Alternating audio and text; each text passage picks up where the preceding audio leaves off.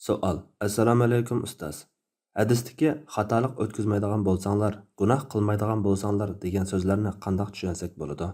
Javob. Va alaykum assalom. Mazkur hadis sharifda mubodo sizlar gunoh sodir qilib solmaydigan bo'lsanglar, Alloh sizlarning o'rninglarga gunoh o'tkazib, istig'for aytadiganlarni almashtiradida, ularga mag'firat qiladi degan bo'lib, bandalar gunoh qilmaydigan bo'lsa, o'zlariga tamanno qo'yishdek ig'ir illatga mubtalo bo'lishi aniq. Alloh taolo bandalardan bandalik maqomida bo'lishni yaxshi ko'rdi. Bandalik maqomi bo'lsa, Allohni suyish va Allohga yelinish, Allohning oldida o'zini tuvan tutishdir.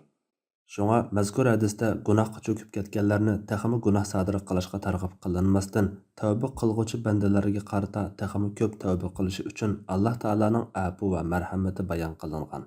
Shundaqla Alloh taolaning ihson, yaxshiligiga savob ato qilib, gunohkorlarni afu qiladiganligi bayon qilingan. Allah eng to'g'risini bilguchidir. Fatvoda Dr. Abdul Aziz rahmatullah.